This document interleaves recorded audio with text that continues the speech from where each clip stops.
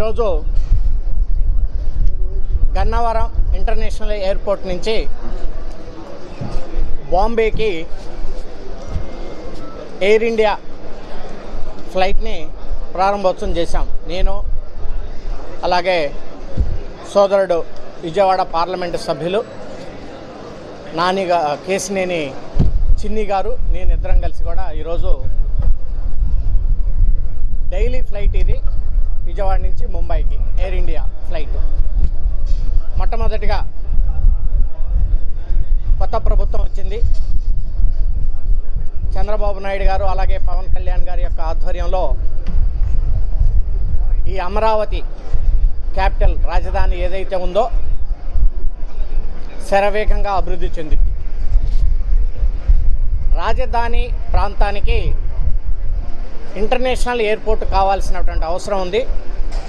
అదే రకంగా అనేక రకమైనటువంటి వివిధ ప్రాంతాలకి, విజయవాడ నుంచి అనేక ప్రాంతాలకి ఫ్లైట్ సౌకర్యాలు కూడా పెంచాల్సినటువంటి బాధ్యత ఈ ప్రభుత్వాల మీద ఉంది.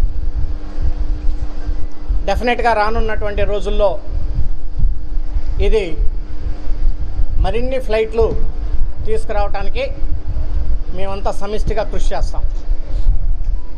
మనకి ఇంకొక లక్ ఏంటంటే సివిల్ ఏవియేషన్ మినిస్టర్, పౌర విమాన శాఖ మంత్రివర్యులు మన రాష్ట్రానికి సంబంధించినటువంటి రామ్మోహన్ నాయుడు గారే క్యాబినెట్ మినిస్టర్ అయ్యారు.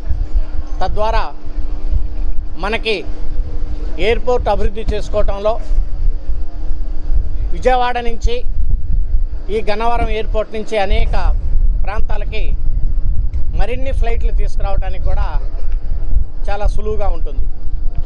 ఈ ఫ్లైటు 3:50 విజయవాడలో బయలుదేరి ముంబైలో బయలుదేరి 5:50కి విజయవాడలో ల్యాండ్ అవుతుంది ఎయిర్ ఇండియా ఫ్లైట్.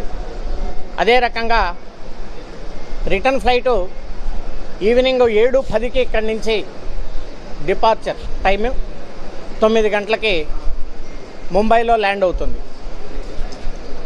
ముంబై అనగానే మనందరికీ తెలుసు